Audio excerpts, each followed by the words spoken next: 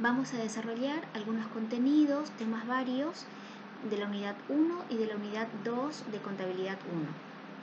Veamos entonces, para recapitular, esta idea general que vimos en el práctico 1 del sistema de información contable.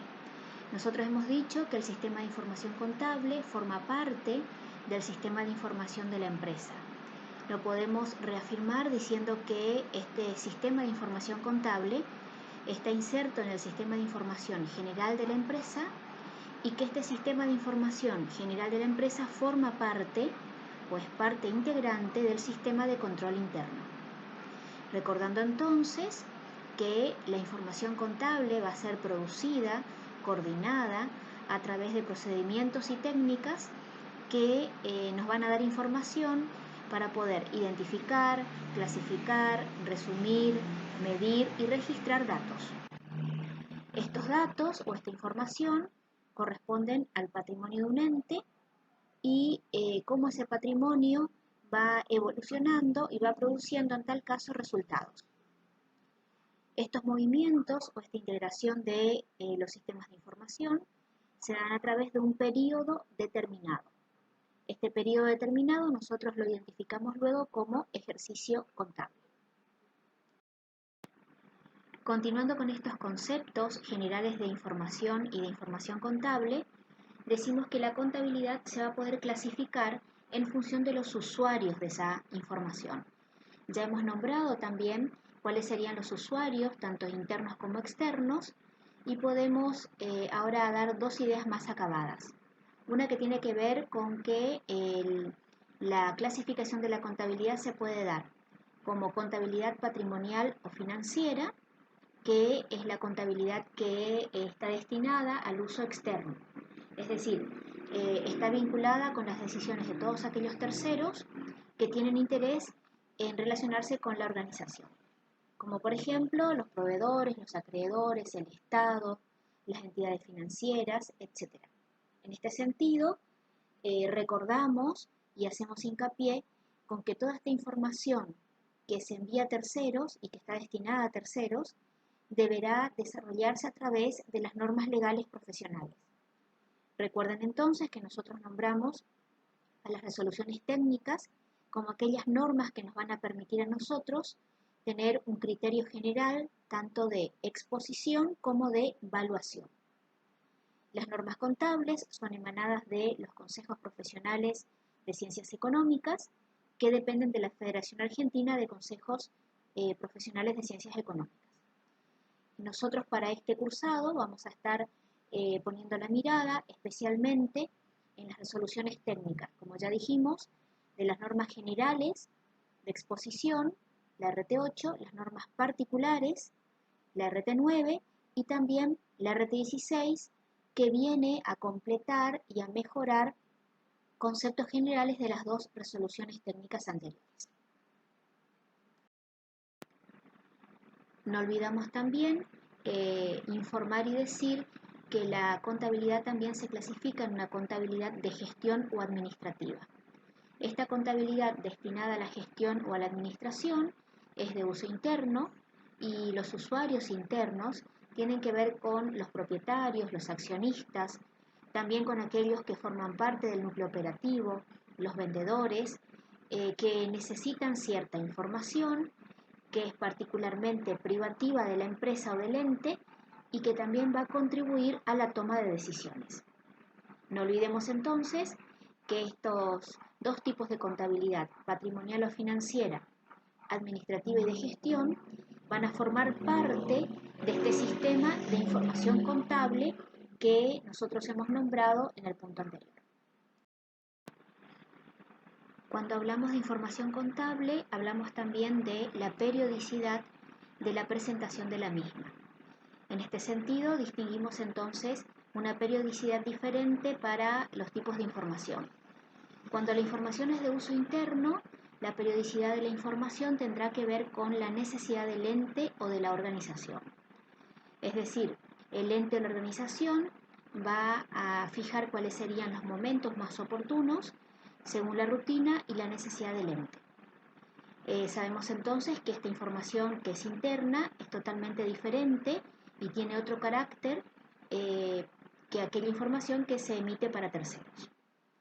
En función a la información hacia terceros o de uso externo, estamos hablando de la emisión de los estados contables, recordando que la emisión de los estados contables está enmarcado en lo que nosotros conocemos como resoluciones técnicas, de acuerdo también a legislación que establecen ciertos organismos.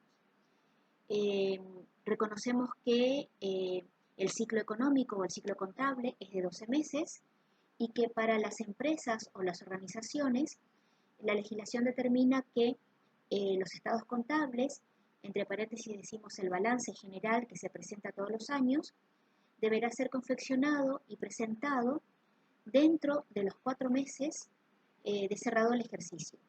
Por ejemplo, si el ejercicio contable culmina un 31 de diciembre, dentro de la normativa contable y profesional y de algunos organismos, estaría dentro del periodo establecido como normal o habitual presentar los estados contables cerrados al 31 de diciembre hasta el 30 de abril inmediato siguiente. Se tiene todo este tiempo para la confección y la presentación de los estados contables. Esto no significa que no se presenten estados contables posteriores. En estos casos, la entidad o el ente deberá dar los motivos a los organismos que correspondan porque es la presentación tardía o fuera de término. También hay ciertos informes contables que son de periodos más cortos, que son requeridos como por ejemplo por las entidades financieras, ya que la normativa del Banco Central de la República Argentina solicita muchas veces balances trimestrales que representen de alguna manera esta información financiera más fehaciente. Cuando hablamos de contabilidad y teneduría de libros, nos estamos refiriendo a esta relación que existe entre una disciplina técnica, como lo es la contabilidad, que procesa datos y que brinda información, y aquel procedimiento que se lleva a cabo a través de la teneduría de libros, que va a significar entonces ordenar y detallar los registros contables. Cabe entonces preguntarnos cuál es el momento oportuno para registrar, cómo se registra, a través de qué registros lo hacemos, y vamos a tener las respuestas a estas preguntas en el concepto general que vamos a detallar más adelante de partida doble. La partida doble como aquel mecanismo universal de registración, en donde nosotros vamos a incorporar conceptos específicos como debe, haber, saldo y cuenta. Antes de avanzar en los conceptos de cuenta, será necesario ubicarnos en el concepto general que ya dimos en la introducción de la materia, que tiene que ver con la ecuación contable estática y dinámica. Avanzamos entonces con el concepto de ecuación contable. Podemos mostrar al patrimonio del ente a través de este gráfico. A la izquierda del gráfico nos encontramos con el activo y a la derecha con el pasivo y el patrimonio neto. Si nosotros asimilamos este cuadro, podemos armar una ecuación y decir que la parte izquierda del cuadro corresponde al activo y que la parte derecha corresponde al pasivo y al patrimonio neto. Incorporamos entonces la idea de ecuación, ponemos el signo igual y obtenemos la ecuación contable que llamaremos estática, donde decimos que el activo es igual al pasivo más el patrimonio neto. Este patrimonio neto se puede identificar a través del concepto de capital, que es el aporte de los propietarios, de los dueños, socios o accionistas. Es decir, estamos en el momento de inicio y la ecuación contable estática, sin movimientos aún, está representado por activo igual a pasivo más patrimonio neto. Si nosotros asimilamos esta ecuación al cuadro, coinciden perfectamente. Continuando con el análisis, estamos en la ecuación contable estática. Ahora bien, esto se da solamente al inicio de la empresa. Cuando comienzan a realizarse operaciones, se van produciendo resultados. Estos resultados, desde el punto de vista contable, serán o resultados positivos o resultados negativos. Por lo cual, la situación estática pasará a ser dinámica. Entonces, retomamos la ecuación anterior, que era activo es igual a pasivo más capital, y le incorporamos a esta ecuación los resultados positivos y los resultados negativos. Ustedes verán entonces, está con color rojo esta ecuación. Pero ¿qué es lo que ocurre? Que desde el punto de vista matemático tenemos la necesidad de hacer un pasaje de términos, porque tenemos del lado del igual hacia la derecha resultados positivos y negativos con diferentes signos. ¿Qué hacemos entonces? Hacemos un pasaje de términos para que esta ecuación dinámica quede perfectamente confeccionada. Pasamos los resultados negativos al primer miembro y dejamos los resultados positivos en el segundo miembro. Es decir, que la ecuación finalmente de carácter dinámica va a estar formada por activo más resultados negativos igual a pasivo más capital más resultados positivos. ¿Qué queremos demostrar con la ecuación? Que en la contabilidad nosotros nos vamos a manejar con esta idea general de doble partida. Por eso hablamos de que la contabilidad tiene un método de registración que se llama partida doble. Más adelante, esto vamos a identificar con las partidas del debe y con las partidas del haber. A continuación, en la próxima clase, vamos a avanzar con los conceptos integrantes de estos elementos que corresponden al concepto de cuenta. Recordemos también que antes de avanzar con los conceptos de cuenta en general y en particular, vamos a informar cuáles son aquellas características de los componentes patrimoniales, del activo, del pasivo y del patrimonio neto. Nombramos entonces cuáles serían los rubros o conjuntos de cuentas más representativos y cuáles serían las condiciones que deben reunir estos elementos patrimoniales. Cuando analizamos el activo y el pasivo, vamos a estar identificando cuáles son los rubros, recordando que el concepto de rubro es aquel conjunto de cuentas que tienen características homogéneas o que se parecen entre sí. Es una agrupación de cuentas. Recuerden también ir a la resolución técnica 8 y 9, en donde se encuentra la enumeración de los rubros. La distinción y las características de cada uno de los rubros los daremos en las unidades subsiguientes. Entonces vemos que el activo está ordenado en un orden decreciente en función de la liquidez. Cuando hablamos de liquidez nos referimos a la capacidad de pago que tienen estos rubros, es decir, desde el más líquido al menos líquido. Entendemos entonces que el dinero en efectivo en caja y bancos es el más líquido en general. Ubicamos así los rubros de caja y bancos, inversiones, créditos, bienes de cambio, bienes de uso, activos intangibles y otros activos. Recordamos también que hay requisitos que los activos deben contener para poder identificarse como tales. Nombramos al menos 3 requisitos. En principio, tener un valor futuro para el ente. Esto lo vemos en la definición del RT16 de activo. Este valor puede ser un valor de cambio o un valor de uso, ya sea que la empresa lo utilice como un recurso, como una mercadería, por ejemplo, o bien que lo utilice como un bien que va a estar destinado a las actividades principales, como por ejemplo un edificio. Segundo requisito, estar bajo el dominio de la empresa o del ente. Esto significa que es de su propiedad y que el ente puede manejar el beneficio que ese bien le dé. Volvemos entonces a la definición de activo de la RT16.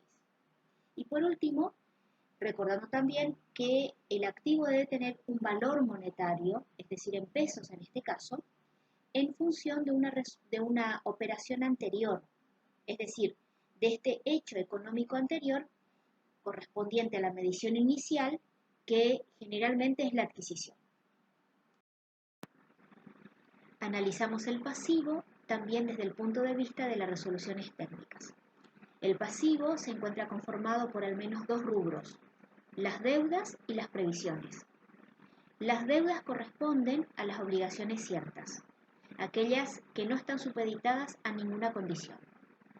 Y las obligaciones que son contingentes corresponden a aquellas que dependen de algún hecho fortuito o de un hecho futuro e incierto que puede suceder en el entorno de la organización. Hablamos entonces de obligaciones eventuales. De igual manera, los pasivos podrán identificarse o reconocerse también a través de tres requisitos. Recordemos entonces los requisitos del activo y hagamos la comparación con los requisitos del pasivo. En principio, una deuda o un pasivo va a implicar un sacrificio de recursos, es decir, la entrega de recursos materiales, el pago a través del efectivo o la prestación de algún servicio o de un bien. Segundo requisito, no está en la voluntad del ente evitar ese sacrificio, es decir, el ente no tiene a su discreción pagar o no pagar la deuda. La deuda existe, no existe la posibilidad de evitar ese sacrificio, salvo que el acreedor inicial al cual nosotros le debemos tenga alguna situación especial y manifieste su voluntad de que no se le pague. Estas son cuestiones muy particulares. Y por último, de igual forma que con el activo, tener un valor monetario en pesos que tiene que ver con esta definición de activo y de pasivo que dice que un ente tiene un activo debido a un hecho ya ocurrido. En el caso del pasivo, tuvo que haber existido alguna adquisición, algún compromiso que tenga una medición inicial que dé lugar al pago del pasivo eventual o cierto. Cuando nos referimos al patrimonio neto, vamos a estar hablando de lo que nosotros decimos en la ecuación contable estática, que el patrimonio neto es el exceso del activo sobre el pasivo, es decir, el activo menos el pasivo.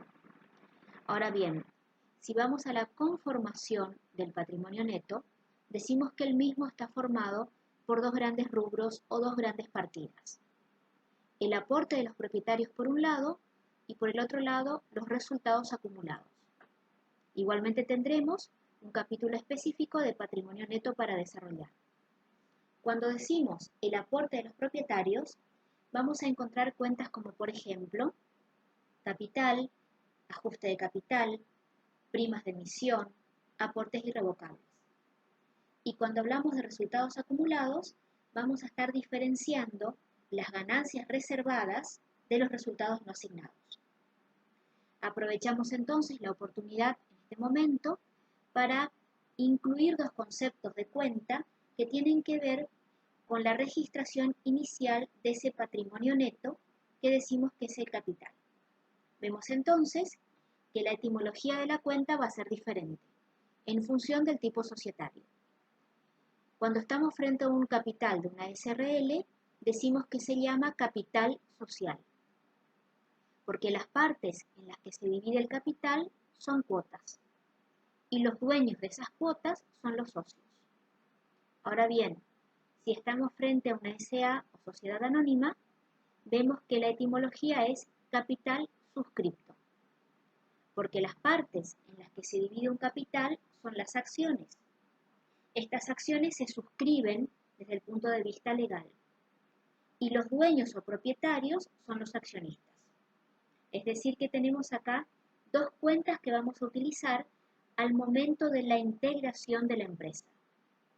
Capital social para la SRL y capital suscripto para la sociedad anónima. Continuando con conceptos generales, decimos entonces que los ingresos que se vinculan con un periodo deberán ser reconocidos en ese periodo, en el periodo con el cual se relacionan. Si miramos el gráfico, identificamos a los ingresos. Ahora bien, si estos ingresos están vinculados con una transacción, con una venta o con un periodo, o bien con otras circunstancias. Si se vinculan con una venta, esta venta o transacción se dará a través de la entrega de los bienes o de la prestación del servicio. En ese momento se van a relacionar. Ahora, si el ingreso se vincula con un periodo, en ese periodo preferentemente. Ahora, cuando el ingreso no se vincula ni con una venta ni con un periodo, es decir, que con otras circunstancias, cuando esas circunstancias ocurren, es decir, cuando se tienen noticias de esas circunstancias. Este análisis también está en el cuadro de la guía número 1 de contabilidad. Ahora bien, el mismo análisis lo reconocemos con los gastos. ¿Qué pasa con los gastos? Los gastos podrán estar vinculados con ingresos, con periodos. En el caso de los ingresos, el gasto se va a vincular con el periodo del ingreso. Ahora, si corresponde a un periodo, en ese momento, en ese lapso de tiempo. Y si no se vincula ni con ingresos ni con periodos, cuando se conocen. Volvemos a repetir que esto coincide con ese cuadrito de la guía número 1. Luego de reconocer la atribución de ingresos y gastos, vamos a pasar al tratamiento general de los costos consumidos, la clasificación de los costos, en general nuevamente aclaramos, y posteriormente a este concepto específico para la contabilidad, que es el costo de adquisición. Si hablamos de costos, hablamos de sacrificio económico, es decir, de desembolsos que tendrán que ver con un beneficio futuro, presente o futuro. Ahora bien, estos desembolsos se van a capitalizar, es decir, se van a activar. Ahora bien, cuando los desembolsos corresponden a no necesariamente un beneficio futuro, estamos hablando de gastos, como por ejemplo, gastos de luz y agua, gastos de comercialización, gastos de alquileres, de seguros, que no me garantizan un ingreso futuro. Esta va a ser la distinción de costos consumidos y costos no consumidos. La potencialidad o no de generar ingresos futuros. Cuando hablamos de costos, también podemos diferenciar los tipos de costos y en referencia a esto el costo de producción. Nosotros vamos a hablar del costo de producción y del costo de adquisición en general. En el costo de producción identificamos al menos en esta materia, al inicio, los conceptos de materia prima, materiales o insumos y mano de obra. Entendiendo que la materia prima son aquellos elementos que se identifican de manera directa con el producto final. Por ejemplo, en el pupitre, la madera y el hierro. Ahora bien, los materiales y los insumos son aquellos elementos que no se pueden proporcionar o identificar en su totalidad con el producto final, pero que forman parte del producto final. Como por ejemplo, la pintura de ese pupitre o el tipo de elementos o de remaches, los bulones y las tuercas que están incorporadas a ese pupitre. Vemos como un insumo, por ejemplo, no identificable directamente a los electrodos que formaron parte de la soldadura de ese pupitre. Es decir, hay elementos que son de identificación indirecta. Y la mano de obra también, que tendrá que ver con la retribución al trabajo humano, es decir, a la actividad que realiza el ser humano para el proceso de transformación. Clasificamos los costos según el nivel de producción. Identificamos así los costos fijos, los costos variables y los costos intermedios, generalmente conocidos como semivariables o semifijos. Tomamos entonces un eje de coordenadas, en el eje vertical los precios, en el eje horizontal las cantidades. Identificamos los costos fijos como aquellos que se mantienen inalterables o constantes independientemente del nivel de producción, mientras que los costos variables, muy por el contrario, sí dependen del nivel de producción. Vemos entonces que vamos a equiparar conceptos generales de costos con conceptos de erogaciones o de gastos. Por ejemplo, El gasto de los alquileres o el importe de los alquileres o de los seguros se mantiene inalterable o constante por un periodo de tiempo prolongado. Serán considerados en cierto punto como costos fijos, mientras que el consumo de luz o de agua o de telefonía podrían ser considerados costos variables, porque van a depender del nivel de producción. Lo mismo va a pasar con el consumo de la materia prima o de la cantidad de horas hombre que se utilicen para determinada producción, siempre y cuando las horas hombre estén en función de la producción. Es decir, que no sean sueldos fijos o de cargos fijos dentro de la empresa. También vemos comportamientos de costos semivariables o semifijos. Por ejemplo, el servicio de telefonía, generalmente el que es de carácter fijo, tiene un abono mínimo. Ese abono mínimo se paga independientemente de que utilicemos o no el teléfono. Por encima del abono mínimo, que va a ser fijo, comienzan a facturarse los consumos variables. Y así vamos a tener diferenciación entre costos fijos, variables y semivariables, entendiendo luego que el costo total va a ser la sumatoria de los costos fijos y de los costos variables. Identificamos ahora al costo de adquisición como aquel costo que nosotros vamos a utilizar para la incorporación al patrimonio. Vemos la fórmula general que se relaciona con el precio de contado más los gastos necesarios para que el bien esté en condiciones de estar en la empresa, menos los valores recuperables. Cuando hablamos de valores recuperables, hablamos entonces del IVA y de los intereses. Entonces, cuando tomamos el precio de contado, va a ser el precio neto de contado. ¿Cuáles van a ser aquellos gastos? Aquellos gastos que, de acuerdo a un criterio empresarial, son necesarios erogar para que el bien, desde el momento de la expedición o desde el momento del envío hasta la llegada a los almacenes, es decir, hasta la entrada de la empresa. Luego, aquellos gastos que estén dentro de la empresa ya corresponden a pérdidas. Es decir, que este costo de adquisición corresponde a la activación del bien en el patrimonio. Damos ejemplos de gastos necesarios, transporte, seguros del transporte, comisiones por compras, ¿sí?